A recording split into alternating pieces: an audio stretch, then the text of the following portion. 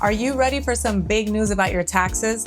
The new One Big Beautiful Bill Act, or OBBBA, just changed the game for business owners and families across America. If you want to keep more of your hard-earned money, and who doesn't want to, you'll want to hear what's new.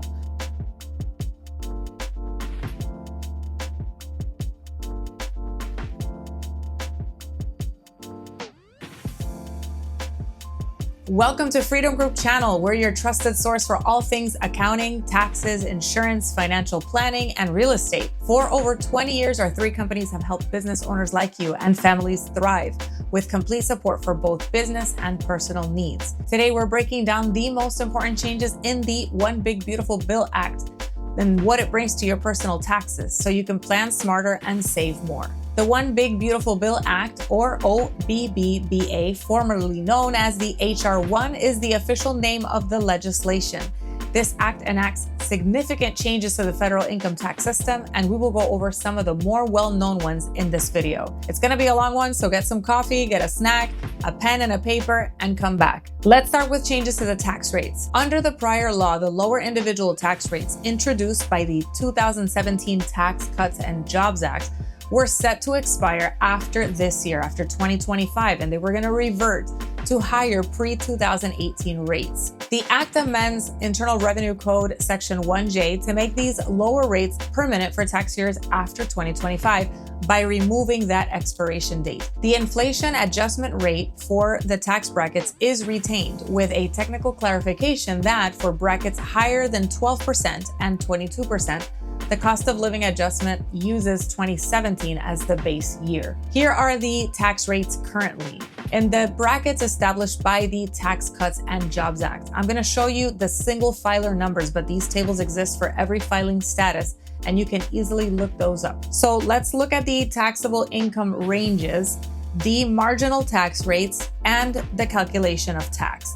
You're going to see that it starts at 10%. For income up to $11,925, and it's gonna max out at 37% for income over $626,350. And here it goes by detail.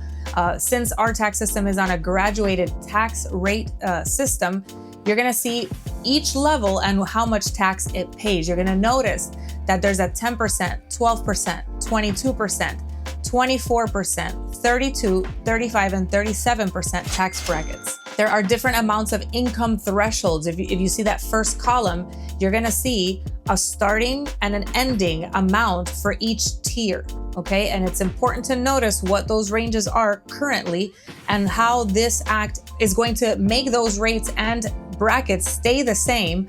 Had it not been renewed, had it expired, it would have reverted back to higher rates. These rates and brackets are indexed for inflation and are set to continue indefinitely under the One Big Beautiful Bill Act. Had this act not passed, the law would have reverted to the pre-Tax Cuts and Jobs Act structure for the tax years after 2025. This means that marginal rates would increase. The lowest tax bracket would not start at 10%, it'd start at 15%. And the top rate would rise to 39.6% from 37%. Also, the bracket thresholds would decrease, which would be narrower, so more income would be taxed at higher rates, even at lower income levels. For single filers, the pre-Tax Cuts and Jobs Act and pre-One Big Beautiful Bill Act brackets, as adjusted for inflation, would look like this. Take a look at this chart. You're gonna see that here the marginal tax rate starts at 15% for income up to $22,100. Again, this is for single filers. The next level up is 28, so it skips 12, 22, and 24, and it jumps right to 28%. And then you have 31%, 36%, and 39.6%. For income that's over $250,000. You're going to observe the key differences here. The lowest tax bracket, as I said before, is 15, or would have been 15% instead of 10%. The 12, 22, and 24% tax brackets are eliminated. Instead, the next tax bracket, it just jumps straight to 28%. 31%, and then 36%. The top rate is 39.6% instead of the 37%, and it applies at a much lower income threshold, which is $250,000 with the old rates, And now with the new rates under the act or the new bracket, you're gonna pay that if you earn $626,350. So the tax bracket, not only is the tax lower, how much you have to make to pay that is drastically increased with the One Big Beautiful Bill Act. So it absolutely changes and saves you money regardless of what income level you are at, not only for the rich folks. Now, just for your ease, let's put them side by side. So now you're gonna see in the first column what the tax brackets are currently, and the second column shows what it would have been had it expired, okay? So now it's just gonna be side by side. You're gonna see in line number 1, 10% tax up to $11,925. Had it expired, that would be 15% up to $22,100.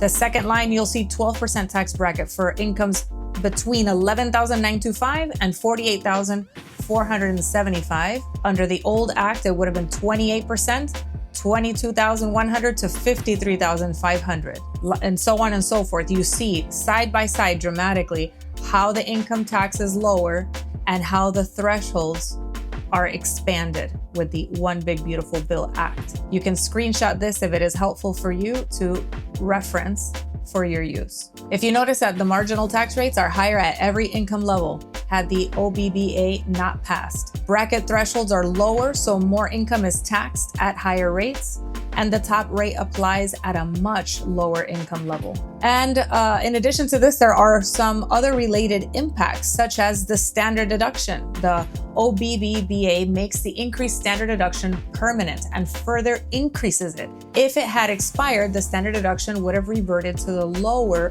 pre-Tax Cuts and Jobs Act levels, increasing taxable income for most filers. Again, this is a deduction that reduces how much you pay taxes on. And this is just the next change I will explain in just a bit. But the next change is regarding personal exemptions. The One Big Beautiful Bill Act permanently eliminates personal exemptions, except for a temporary senior deduction, which I will also explain. If the act had expired, personal exemptions would return, but the net effect for most people would still be a higher tax burden due to higher tax rates and lower standard deductions under the old ways. Other provisions. The expiration would also affect other tax credits and deductions, but the most direct impact on single filers is the increase in marginal rates and the narrowing of the brackets. So let's take a look at an example. Let's consider a single person has $100,000 in taxable income. With the One Big Beautiful Bill Act in 2025, that person would end up paying a total of $16,964 in taxes, in income tax. If the OBBBA had expired, then we would look at the old tax table and they would end up paying $26,572. So the tax owed would be significantly higher. That's a $10,000 approximate savings if the OBBBA expired due to both higher rates and lower tax bracket thresholds. So I hope this helps you visualize this a little bit better. So the next topic up for discussion is the standard deduction. Let's start with the basics. Standard deduction is a set amount that is based on your filing status that you can subtract from your income before calculating your taxes. It's the IRS's way of making tax filing simpler. You don't need to track every expense or receipt. If your itemized deductions are less than the standard deduction, you'll usually take the standard deduction to save the most. So what's new for 2025? The Act permanently increased the standard deduction amount, making them even more valuable. So for single filers, the standard deduction jumps to $15,750. For heads of household, it's now $23,625. And for married couples filing jointly, it's a whopping $31,500. These are big increases compared to the previous years, and they're designed to help more Americans keep more of their income. Let's look at a quick example. So imagine you're single with $60,000 in income. In 2024, your standard deduction would have been $15,000. But in 2025, thanks to the One Big Beautiful Bill Act, it's $15,750. That's an extra $750 you won't have to pay taxes on, just for being you. For married couples, the increase is even bigger. If you and your spouse file jointly, you'll get to deduct $31,500 from your income before taxes are even calculated. If you have dependents that have their own income, the rules are a little bit different. For dependents that can be claimed on someone else's return, the standard deduction is limited to the greater of $500 or their earned income plus $250 up to the full standard deduction for their filing status.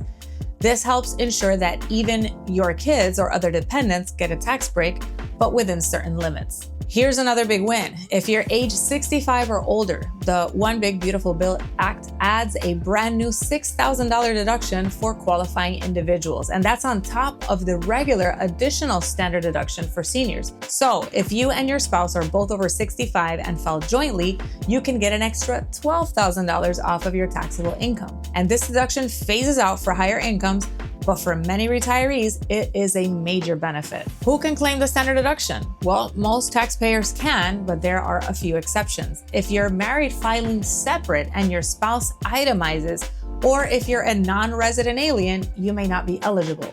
For everyone else, the standard deduction is yours to claim. And with these new amounts, it's more valuable than ever. The Act ensures that these standard deduction amounts will be adjusted for inflation every year starting in 2026. That means that your deduction will keep pace with the cost of living, protecting your tax savings over time. Okay, so next up, the Act made some changes regarding tips. Whether you run a restaurant, a salon, or any business where tipping is common, these changes are going to matter to you. Let's start with the big news. For tax years 2025 through 2028, the One Big Beautiful Bill Act introduces a brand new deduction for employees and self-employed individuals who receive tips. This is a game changer for workers in industries where tipping is a major part of compensation. Here's what you need to know. Employees and self-employed individuals can now deduct up to $25,000 per year in qualified tips from their taxable income. Qualified tips are voluntary cash or charge tips received from customers, including tips received through tip sharing. This deduction is available whether you itemize or you take the standard deduction, which is a very nice feature. There are some important eligibility rules, however, and let's take a look at those. The deduction phases out for higher earners, specifically those with modified adjusted gross income over $150,000 or $300,000 for joint filers. Only tips from occupations that the IRS lists as customarily and regularly receiving tips are eligible. The IRS will publish this list, so make sure your business and employees are covered. Tips must be reported on Form W-2, Form 1099, or other specified statement, or report directly by the individual on Form 4137. What does this mean for employers? As a business owner, you still have key responsibilities when it comes to tips. You must continue to collect and report all tips your employees receive just as you did before. Nothing changes. Employees are required to report cash, check, debit, and credit card tips to you by the 10th of the following month if they total $20 or more in a given month. You're responsible for withholding federal income tax, Social Security, and Medicare taxes on reported tips. Now, the OBBBA also adds new reporting requirements. Employers and other payers must file information returns with the IRS or Social Security Administration and provide statements to employees showing the amounts of cash tips received and the occupation of the tip recipient. Let's clarify how tips are taxed under the new law. So for employees, tips are still considered taxable income and subject to federal income tax, Social Security, and Medicare. The big change is that employees can now deduct up to $25,000 of qualified tips from their taxable income, reducing their overall tax bill. For employers, you continue to pay your share of Social Security and Medicare taxes on reported tips.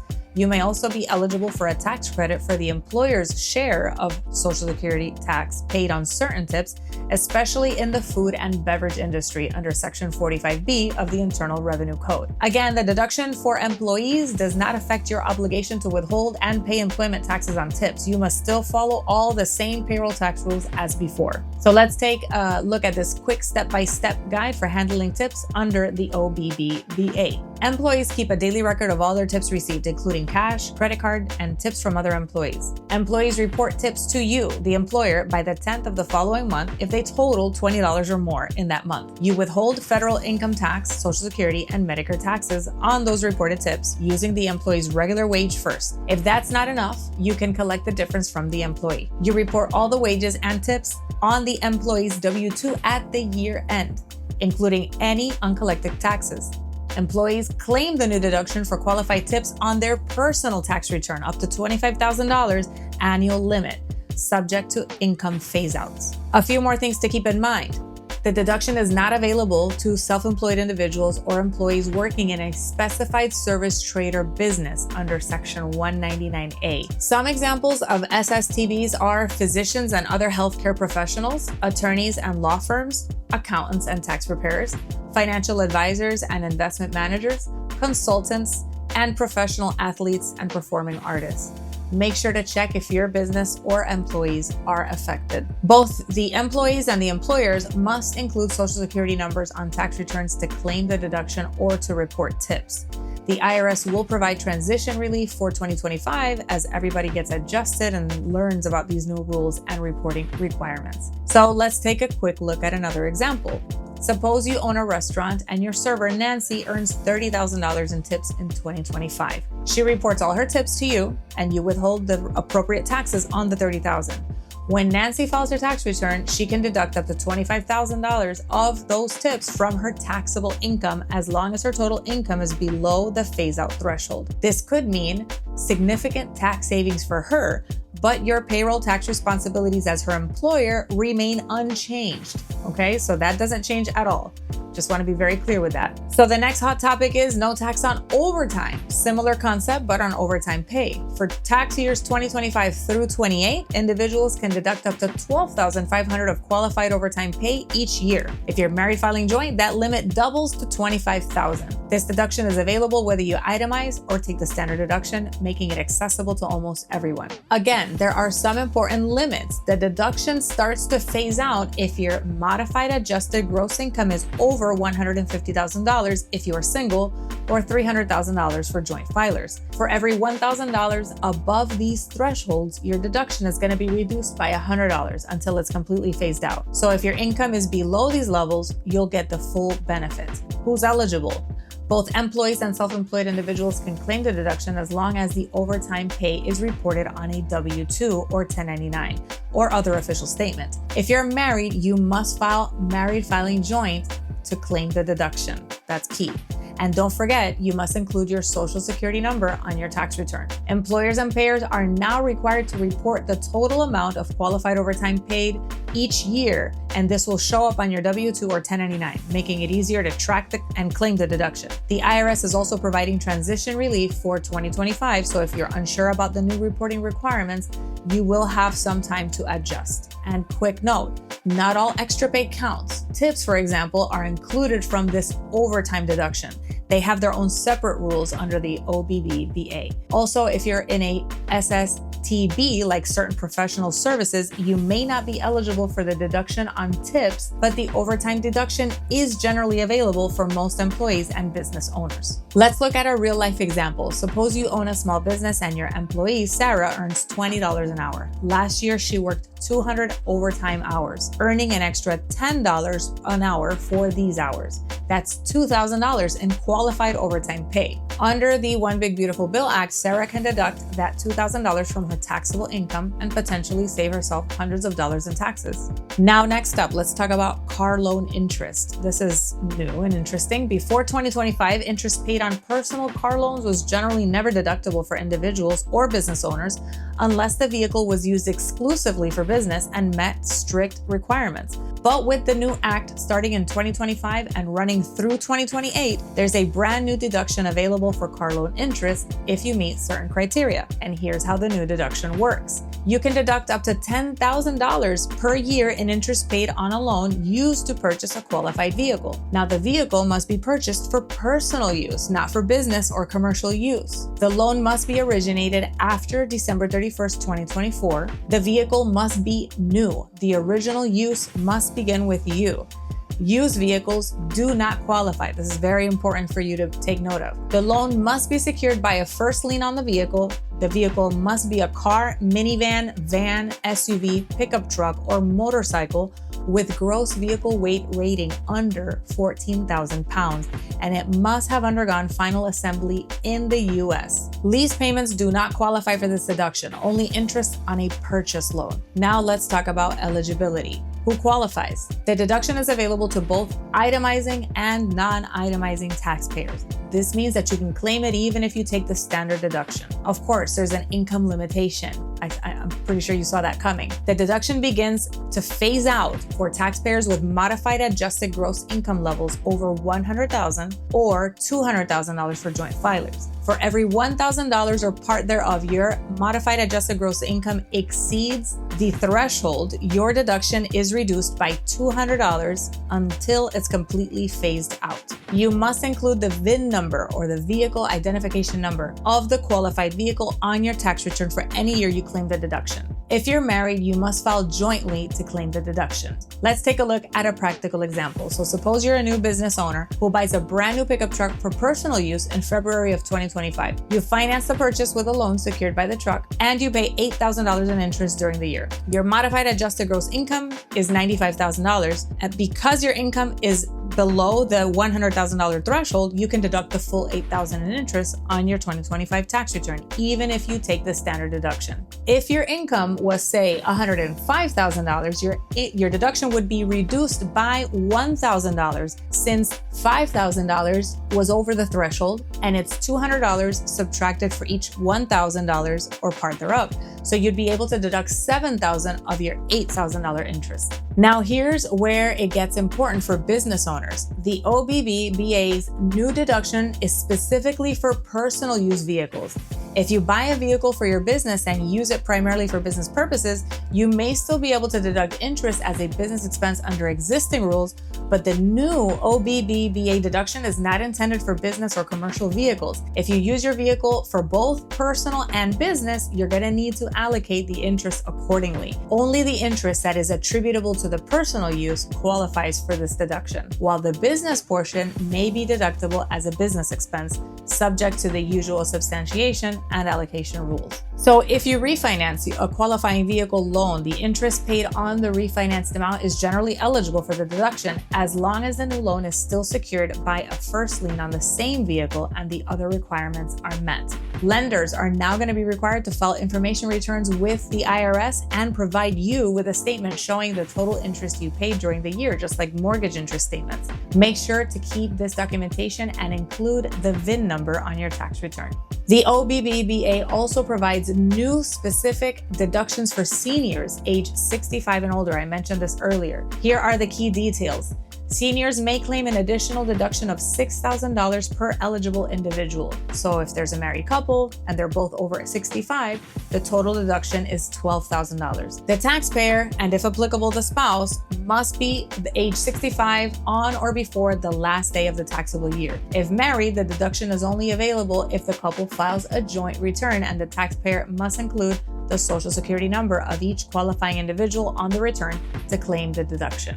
This $6,000 deduction is in addition to the existing additional standard deduction for seniors, which is a separate smaller amount under Section 63F, and it's available to all seniors whether he or she itemizes deductions or claims the standard deduction. There is a phase out for this as well. The deduction is reduced, but not below zero, by 6% of the amount by which the taxpayer's MAGI or modified adjusted gross income exceeds $75,000 or $150,000 for joint filers, and is available for taxable years beginning after December 31st, 2024 and before January 1st, 2029. Now to the child tax credit. The maximum child tax credit per qualifying child has increased from $2,000 to $2,200 for tax years beginning after December 31st, 2024. This amount is subject to annual inflation adjustments beginning after 2025. The maximum refundable portion of the child tax credit, also known as the additional child tax credit, remains at $1,400 for 2025,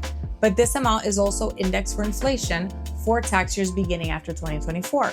There's no change to earned income threshold. The earned income threshold for refundability remains at $2,500. The calculation of the refundable amount continues to be based on 15% of earned income above $2,500, up to the maximum refundable amount. As far as eligibility requirements, you must have at least one qualifying child. The definition of a qualifying child remains generally unchanged. The child must be under the age of 17 at the end of the tax year, must be a U.S. citizen, national or resident alien, and meet the relationship, residency, support, and dependent requirements. The One Big Beautiful Bill Act tightens the Social Security requirement. To claim the child tax credit, the taxpayer or at least one spouse on a joint return, and each qualifying child must have a valid Social Security number issued by the Social Security Administration before the due date of the return. The Social Security number must be valid for employment and issued to a U.S. citizen or under specific provisions of the Social Security Act. This is stricter than the prior law, which allowed an ITIN for the taxpayer in some cases. If the Social Security number is missing or incorrect, the IRS will treat this as a mathematical or clerical error, and the credit will be automatically denied. As far as the phase-out thresholds, the Act does not change them for the child tax credit. The credit begins to phase out at $400,000 of modified adjusted gross income for joint filers and $200,000 for all other filers. The credit is going to be reduced by $50 for each $1,000 or fraction thereof of MAGI above the threshold.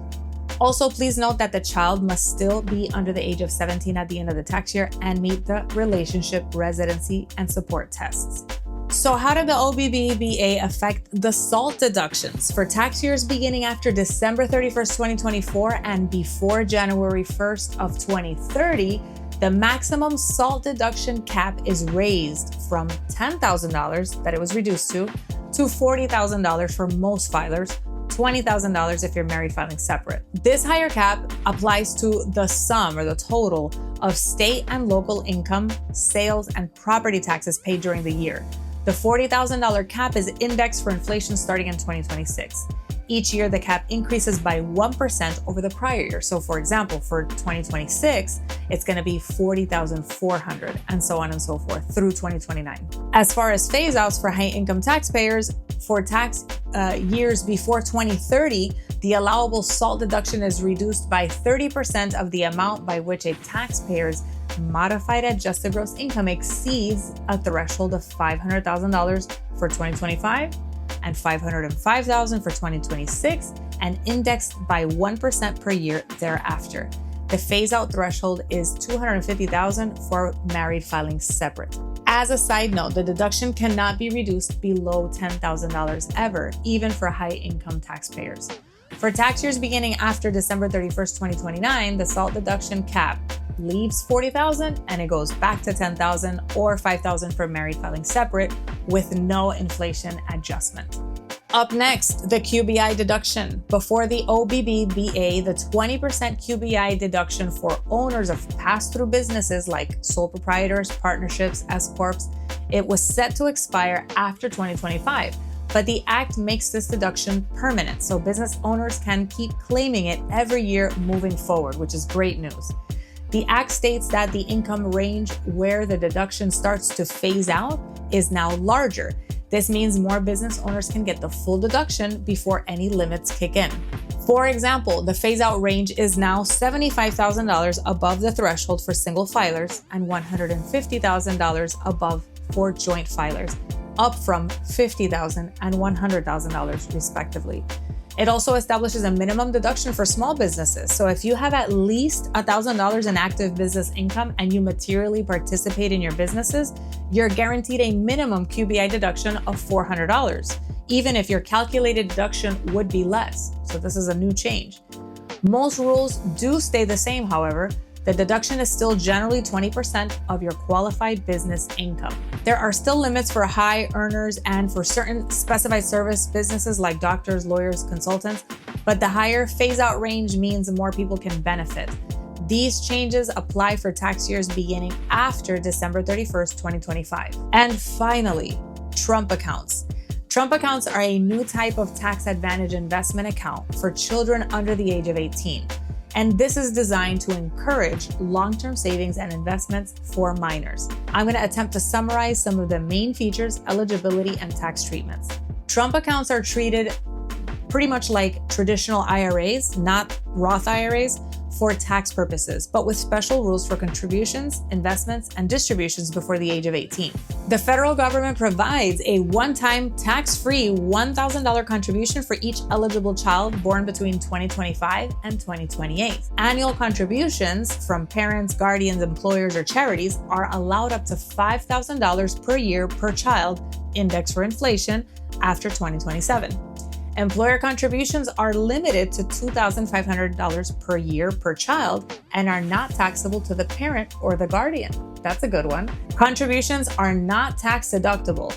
Funds must be invested in a low-fee diversified mutual fund or ETFs that track broad U.S. stock indexes, example, the S&P 500, with no leverage and annual fees capped at 0.1%. No withdrawals are permitted before the year of the child turning 18, except for certain rollovers or excess contributions corrections. Let's talk about eligibility. The account beneficiary must be under the age of 18 at the time of the account creation. The child must have a valid Social Security number. Only one Trump account per eligible child is allowed, and accounts can be established by the Secretary of the Treasury, parents, or guardians. I know you're wondering, what's the tax treatment? Earnings in the account will grow tax deferred.